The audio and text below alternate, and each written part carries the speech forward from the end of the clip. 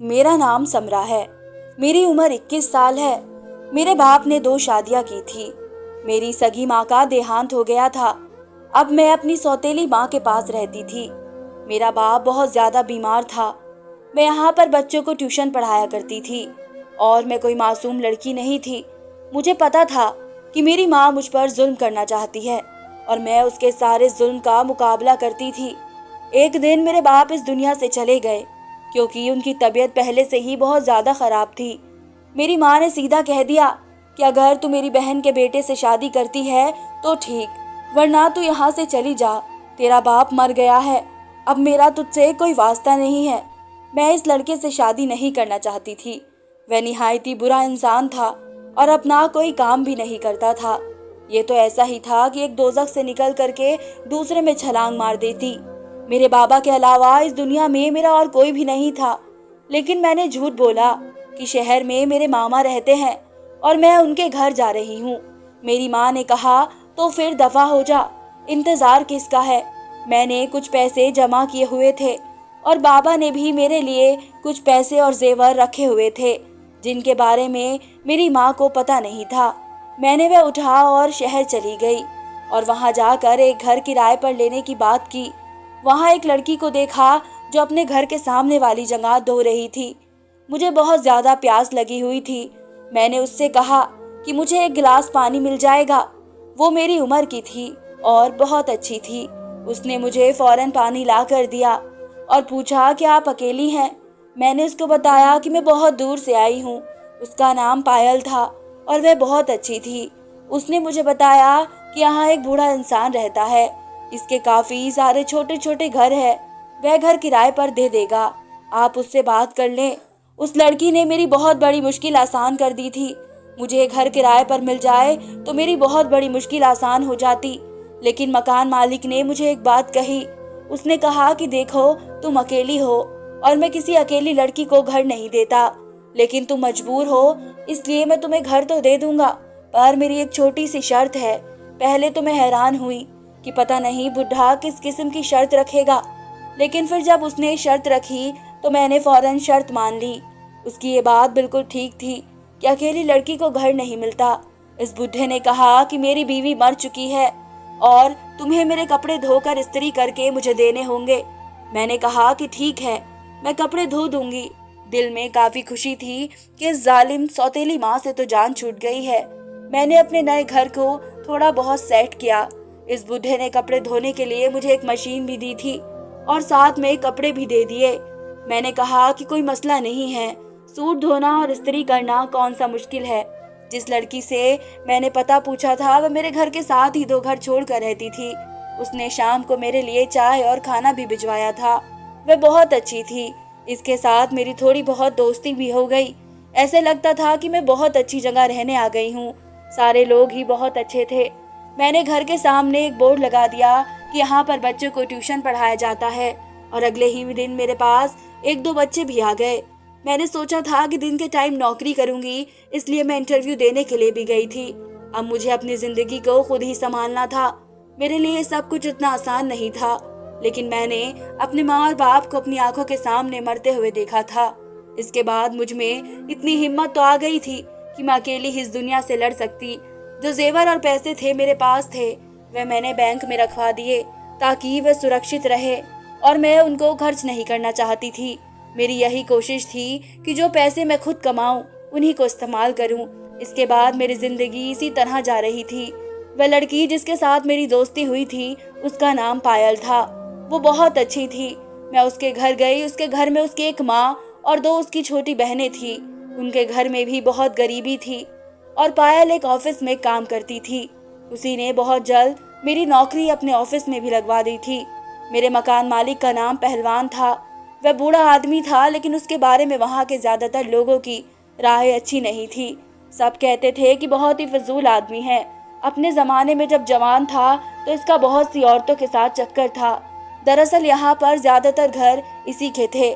इसके इस मोहल्ले में 10 घर थे जो उसने किराए पर दिए हुए थे, इसलिए सभी लोग इसके बारे में बुरा सोचते थे। वैसे भी वो मकान मालिक किसी को अच्छा नहीं लगता जो महीने की पहली तारीख को आकर आपसे पैसे मांगना शुरू कर दे। वह भला आपको अच्छा क्यों लगेगा?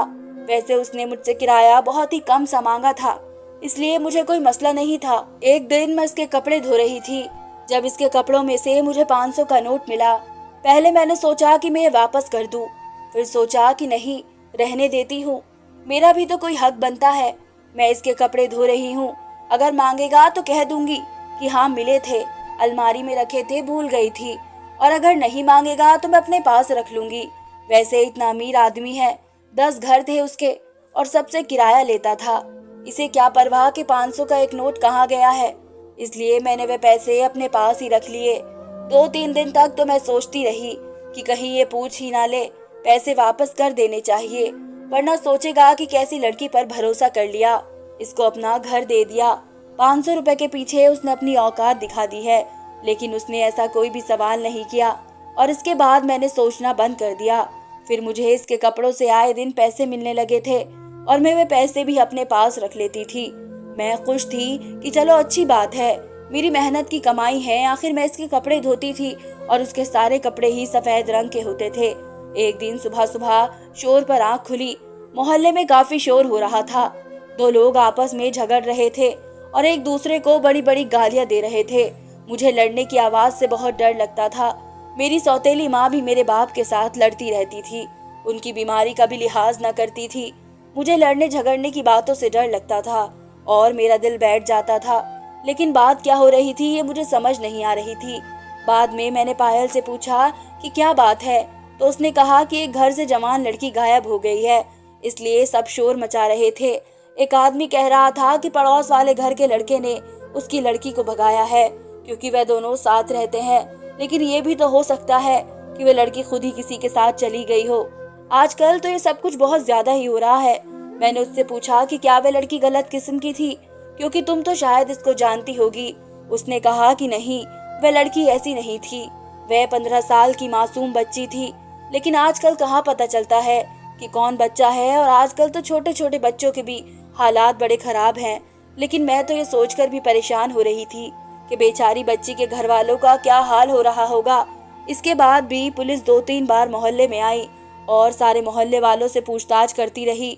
मुझे भी कहा कि आप अकेली रहती है, तो मैंने कहा कि हाँ, मैं अकेली रहती हूँ।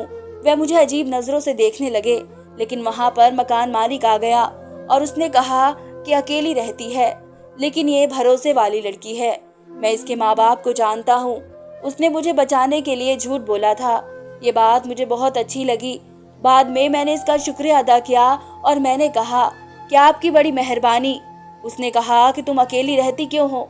फिर मैंने उसे सारी बात बता दी कि मेरे माँ बाप दोनों ही इस दुनिया से चले गए हैं, और अगर मैं अपनी सौतेली माँ के साथ रहती हूँ तो वो मेरी शादी अपने शराबी भांजे के साथ करवा देती, और मैं ऐसा नहीं चाहती थी, इसलिए यहाँ पर आकर अपनी जिंदगी बनाने के लिए मेहनत करने लगी हूँ। उसने कहा कि मुझे कोई एतराज नहीं है, तुम बहुत ही बहादुर हो और ये अच्छी बात है, मुझे तुम्हारा साथ देकर अच्छा लगा है। दिन इसी तरह गुजर रहे थे जब हमें एक और खबर मिली। जिस घर से लड़की भाग गई थी उसके बाप ने खुदकुशी कर ली थी। शायद वह बदनामी बर्दाश्त नहीं कर सकता था। बहुत ही बुरी बात थी। मुझे बड़ा ही अफसोस हुआ कि लड़की घर से चली गई और बाप ने खुदकुशी कर ली। अब वे जाने अपनी मर्जी से गई थी या उसे किसी ने अगवा किया था, लेकिन बाप बेचारा तो इस दुनिया से चला गया था और बाकी बहन भाइयों का तो नुकसान हो गया, जिनको संभालने और पालने वाला सिर्फ बाप ही था। मुझे इस मामले पर बहुत अफसोस हुआ था। एक दिन मैं और पायल वापस आ रहे थे जब हमने इस लड़की की माँ को देखा। वो अपने घर के बाहर सड़क पर बैठी थी। उसकी हालत देखकर हमें बहुत अफसोस हो रहा था। अब तो मुझे गुस्सा आने लगा और ये यकीन हो गया कि वह लड़की अपनी मर्जी से ही भाग गई है, नहीं तो पुलिस को अभी तक इसके बारे में पता चल जाना था। छोटा सा तो मोहल्ला था, मोहल्ले के घरों के बाहर कैमरे भी लगे हुए थे, फिर भी बात अभी तक सामने नहीं आई थी। इसका मतलब कि वे अपनी मर्जी से गई थी। मैंने सुमन को कहा कि ऐसी लड़की पर मुझे बहुत गुस्सा आता है। उसने एक पल के लिए भी अपने माँ बाप के बारे में नहीं सोचा कि मेरे घर से भागने के बाद मेरे माँ बाप का क्या होगा। अगर मेरे माँ बाप इस दुनिया में जिंदा होते तो मैं उनकी खुशी के लिए अपनी सारी खुशियाँ कुर्बान कर देती। पायल ने कहा कि हाँ, कभी कभी लोग अपने माँ बाप के लिए अपनी सारी खुशियाँ कुर्बान कर देते हैं, लेकिन फिर भी बदले में उनको कुछ नहीं मिलता। पायल ने बात करते हुए अपने गले में पहने एक लॉकेट को थाम लिया था। मैंने कहा, क्या मतलब? उसने कहा कि मैं किसी से बहुत मोहब्बत करती थी जो मेरी तरह ही टीचर था। वो कहता था कि हम दोनों शादी कर लेंगे और एक ही स्कूल में पढ़ाएंगे, अपनी जिंदगी बनाएंगे, घर बनाएंगे, एक साथ कामयाबी का सफर तय करेंगे। इसका भी इस दुनिया में कोई नहीं था और इसके पास मुझे देने के लिए भी कुछ नहीं था सिवाय मोहब्बत और साथ के।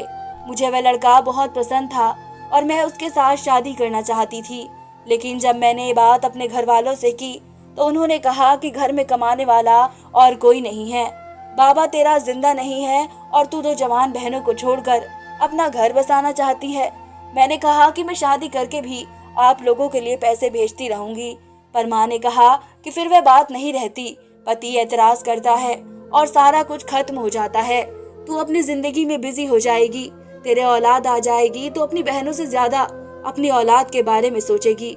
अगर तुझे हमारा एहसास है तो फिर तू ये शादी ना कर, और अगर हमारा एहसास नहीं है तो जा कर ले शादी। मैंने अपने घर को चुन लिया और मैंने शादी नहीं की, लेकिन आज भी मुझे वह लड़का याद आता है। अब उसने शादी कर ली है और उसका एक बेटा भी है। उसने एक घर भी ले लिया है और छोटी गाड़ी भी ले ली है। मैं सोचती हूँ कि अगर इस वक्त मैंने फैसला कर लिया होता तो मैं उसके साथ होती। ये लॉकेट उसकी आखिरी निशानी है, मेरे पास यही रह गया है। तुम्हारे तो माँ बाप नहीं है, लेकिन मैंने अपने माँ बाप के लिए अपनी मोहब्बत को कुर्बान कर दिया। अब मैं जिंदा तो हूँ लेकिन खुश नहीं हूँ।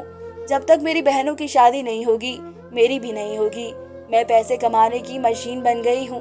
मेरी कोई भी शादी नहीं करेगा और ना ही मेरी माँ मेरे लिए कोई रिश्ता तलाश करेगी। वे आजकल मेरी छोटी बहन के लिए रिश्ता तलाश कर रही हैं। हम लोग वहाँ से वापस आ रहे थे जब मकान मालिक रास्ते में मिल गया। वह सामने से आ रहा था। हमने नमस्ते किया। उन्होंने कहा, बहुत खूब, मेरे मोहल्ले की सबसे प्यारी बच्चियां हो तुम दोनों, और बहुत ही ज्यादा बहादुर और जिम्मेदार भी। अपने घर वालों के लिए इतनी मेहनत करती हो, ऊपर वाला तुम लोगों को खुश रखे। वह चला गया और मैंने उसको कहा कि कितनी अच्छी अच्छी दुआएं देता है, मगर सब लोग इसके बारे में इतना बुरा क्यों कहते हैं? इतना भी बुरा नहीं है। तब पायल का कहना था कि किसी की शक्ल पर नहीं जाते। एक आदमी था जो उस वक्त किराया नहीं दे रहा था और उसने रात को ही उसका सामान उठाकर बाहर फेंक दिया था। सर्दी का मौसम था, उसके छोटे छोटे बच्चे थे, उनको सुबह तक भी टाइम नहीं दिया था। मैंने कहा कि हो सकता है कि उसने पहले उनको बहुत टाइम दिया हो। आखिर उन लोगों को भी तो समझना चाहिए ना कि घर का किराया दिया जाता है, आपके नाम तो नहीं कर दिया जाता। अगर टाइम पर किराया नहीं देंगे तो मकान मालिक का तो दिमाग खराब ही होगा। उसने कहा कि तुम पता नहीं क्यों इसके बारे में इतना अच्छा सोचती हो। तुम्हें अभी यहाँ आए हुए सिर्फ 3 महीने हुए हैं। ये इतना अच्छा इंसान नहीं है। मैंने इसको कहा कि मुझे आज तक इसमें कोई बुराई नजर नहीं आई। वैसे भी हमने कौन सा इसके साथ कोई रिश्तेदारी बनानी है। अगर वे हमसे हंसकर बोलेंगे तो हम भी हंसकर बोल लेंगे। कल को हमें इसकी जरूरत भी तो पड़ सकती है। कभी कोई मजबूरी हो तो 1 महीने की मोहलत तो दे देगा। पायल ने कहा कि शायद तुम्हें कोई रियायत दे दे। शाम का वक्त था, वह अपने घर चली गई और मैं इसकी जिंदगी के बारे में सोचती रही कि क्या जिंदगी है इसकी। घर वालों को कब तक कमा कर खिलाएगी। मैं भी जो पैसे कमाती थी वो मेरी सौतेली माँ मुझसे छीन लेती थी। मुझे इस वक्त बहुत बुरा लगता था, लेकिन वह तो मेरी सौतेली माँ थी, इससे मुझे यही उम्मीद थी। लेकिन ये तो इसके अपने थे, फिर भी उसके साथ ऐसा कर रहे थे। बुरा तो इसको भी बहुत लगता होगा, पर बेचारी चुपचाप सब कुछ बर्दाश्त कर रही थी। मैंने इसके लिए दुआ की। मैं इसके लिए सिर्फ दुआ ही कर सकती थी। सुबह हुई तो फिर से शोर भर मेरी आंख खुली। मेरे मुंह से अचानक निकला, ऊपर वाला रहम करे, अब क्या हो गया है। मैं बाहर आई और सामने का मंजर जल्दी ही समझ गई, क्योंकि जो कुछ हो रहा था वह 2 घर छोड़कर ही हो रहा था। और यह देखकर मेरे कदमों तले से जमीन निकल गई कि इस बार जो लड़की गायब हुई थी वह कोई और नहीं बल्कि पायल थी। मेरे कदमों तले से जमीन निकल गई और मैंने फौरन इसकी माँ और बहनों से पूछा। उन्होंने कहा कि रात को तो घर में ही थी, लेकिन सुबह से गायब है। हमें खत भी मिला है जिसमें लिखा है कि मैं यहाँ नहीं रहना चाहती हूँ, ये सब कुछ छोड़कर जा रही हूँ। मैं हैरान रह गई कि ऐसा नहीं हो सकता। अगर वह ऐसा करना चाहती तो बहुत पहले ही कर चुकी होती। उन्होंने मुझसे पूछा कि तुमसे पायल की क्या बात हुई थी। मैंने कहा कि मुझसे कोई बात नहीं हुई थी। हम साथ तो गए थे और वहां से सीधा वापस आ रहे थे, कि रास्ते में मकान मालिक से भी मिले थे। उसने कहा कि इस वक्त तो सब कुछ ठीक लग रहा था, फिर जाने लड़की कहाँ चली गई। मुझे लगा कि उसकी माँ इस बात पर रोएगी कि मेरी बेटी गायब हो गई और अब पता नहीं कैसे मिलेगी, लेकिन वह तो ऐसे बात कर रही थी कि हमारा मुंह काला करवा के चली गई है और अब तो हमारा कमाने वाला भी कोई नहीं है, हमें तो बर्बाद करके चली गई है किसी के साथ मुंह काला करने के लिए। मुझे बहुत अफसोस हुआ। मैंने इसको तलाश करना शुरू कर दिया और पुलिस स्टेशन में भी गई, गवाही भी दी और उनको कहा कि कुछ भी करे मगर पायल को तलाश करे। वो मेरी दोस्त है, मैं उसके लिए बहुत परेशान थी, लेकिन दिन इसी तरह गुजरते चले गए और उसकी कोई खबर नहीं मिल रही थी। मुझे यकीन था कि वह किसी के साथ भी नहीं गई, जरूर उसे किसी ने अगवा किया था, क्योंकि उसकी जिंदगी में कोई था ही नहीं। अगर कोई होता तो वह मुझे जरूर बताती। इसी तरह दिन गुजरते चले गए और मेरी परेशानी बढ़ती चली गई और इसका ख्याल मेरे दिल से निकलता ही नहीं था, क्योंकि हम एक जगह काम करते थे, एक साथ आते जाते थे। हमारी दोस्ती बहुत पक्की हो गई थी, एक दूसरे के दुख से वाकिफ हो गए थे, एक दूसरे को सब कुछ बता दिया था। मकान मालिक के कपड़े अक्सर शाम के वक्त आते थे, मैं उस वक्त सारे काम से फ्री होती थी, जल्दी जल्दी कपड़े धो देती थी, क्योंकि मैं नहीं चाहती थी कि वह मुझसे कोई बात करे कि तुमने अभी तक मेरे कपड़े क्यों नहीं धोए। आज मैं बैठी पायल के बारे में सोच रही थी, मेरी आंखों में भी आंसू थे जब एक बच्चा कपड़े पकड़ा कर चला गया। मैं कपड़ों को धोने से पहले उनको चेक करने लगी। ये बात मुझे मेरी माँ ने सिखाई थी कि कपड़े धोने से पहले उनकी जेबों को चेक कर लेते हैं, हो सकता है उसमें कोई पैसे या कोई ज़रूरी कागज़ रह गया हो। इस बार मैंने जब चेक की तो मेरे हाथ में एक ऐसी चीज़ आई कि मैं हैरान रह गई। ये पैसे नहीं थे, लेकिन जो भी चीज़ थी, जब मैंने उसे हाथ से पकड़ा तो महसूस कर लिया था। अपनी आंखों से देखा तो मेरे कदमों तले से ज़मीन निकल गई, मेरे हाथ पाँव कांपने लगे और मैं बुरी तरह घबरा गई। मैंने वे कपड़े एक तरफ फेंक दिए और जल्दी जल्दी अपना सामान बांधने लगी, क्योंकि मुझे यहाँ से जल्द निकलना था, मुझे यहाँ से दूर भागना था, नहीं तो मेरी जान को भी खतरा था। क्योंकि जो चीज़ मुझे मकान मालिक की जेब से मिली थी कुछ और नहीं बल्कि पायल की चेन थी, जो वह हमेशा अपने गले में पहना करती थी। पायल की चेन इसकी जेब से निकलने का यही मतलब था। किसने पायल को अगवा किया था? मेरी आंखों में आंसू भी आ गए। मुझे फौरन ये बात पुलिस को बतानी चाहिए थी, लेकिन पहले मुझे यहाँ से निकल जाना चाहिए था, क्योंकि अगर बुढ़े को याद आ जाता कि पायल की चैन उसके कपड़ों में थी और वे कपड़े यहाँ पर आए हैं, तो सबसे पहले वे मेरे ही घर पर आता। मैं अपना सामान बांध कर जा रही थी कि दरवाजे पर दस्तक हुई और दस्तक देने के अंदाज से पता चल रहा था कि कोई नॉर्मल दस्तक नहीं है। मैं घर के पिछली तरफ से दीवार कूद गई और भागकर पुलिस स्टेशन चली गई। मेरी हालत बहुत बुरी थी। मैंने उनको सब कुछ बता दिया और ये भी कहा कि मुझे हिफाजत में रखा जाए, क्योंकि मेरी जान को खतरा है। उन लोगों ने सारी बात समझी, मेरा बयान ले लिया और फौरन इस मामले की खोज पर लग गए। और फिर ये पता चला कि उससे पहले जो लड़की गायब हुई थी उसको भी इसी बुढ़े ने अगवा किया था। वे मोहल्ले की खूबसूरत लड़कियों को अगवा करके उनके साथ जब तक उसका दिल न भरता उनको ऐसे ही अपने पास रखता और उसके बाद उनको जान से मार देता। वह बुढ़ा जरूर था, लेकिन अभी इसके रंगीन मिजाज खत्म नहीं हुए थे।